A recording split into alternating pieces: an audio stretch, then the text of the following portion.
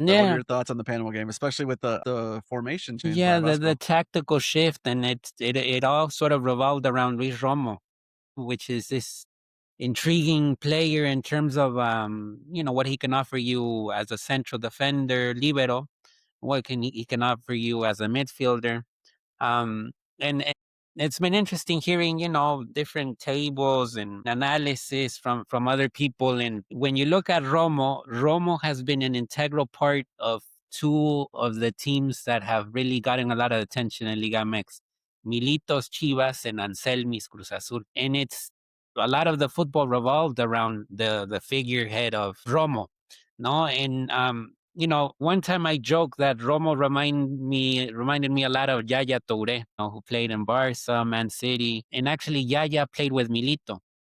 So I'd be intrigued to ask Milito, if there's a resemblance of Yaya Toure in Romo's game. No, these players that are capable to sort of cover you a lot of ground from a midfield perspective, but also are not afraid to play as a central defender. Because I remember Guardiola used Yaya as a central defender at one He point. used him everywhere, man. Yeah. He put him at Cam a couple games. Like he could play And anywhere. one of the nicknames that I've given to Romo is Yaya Romo, no, because he is the Yaya, the Mexican Yaya, because of how he plays, no, and what he offers you on the field. So right now, it was interesting to see Vasco sort of change his tactics to accommodate Romo, no, and Mexico's best football in these 180 minutes happened when Romo was on the field.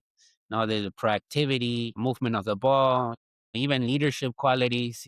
He came out as captain in the Panama game. So there was he ticked a lot of boxes, no? And I think that right now he is, very, very close on winning a place in the final roster. And just to kind of drive home the point, he had 114 touches against Panama, and he had 95 passes, way more than the entire and anyone else in the field. So it was almost like goal kick, center back, and then right to Romo, and then he dictated the game.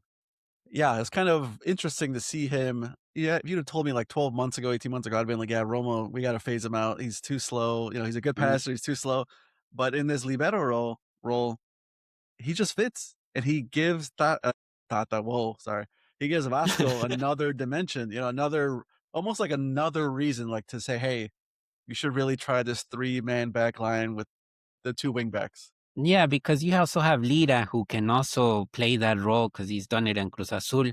But there is something about Romo that is, I don't know if it's just more skillful in terms of with the ball He's and calm. he's calm. The height also helps a little bit because he's not afraid to go into the duels. And I think that is, a lot of it has to do with the form he's having in Chivas. The latter part of last season and then the early part of this season.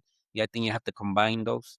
And that's why the Panama game, it included other.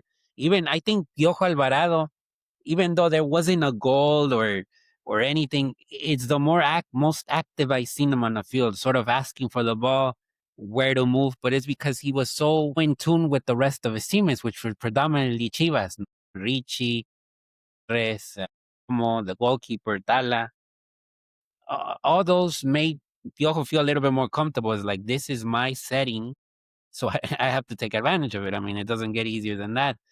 And so, and I bring in Piojo because Piojo seems to be the player that he's always present in Vasco's 11, no matter if it's 4-3-3 or 5-3-2 or so I think it's a lot of the moment that Chivas is living will influence El Tri's World Cup. I think the closer we get, I think the bigger it will become.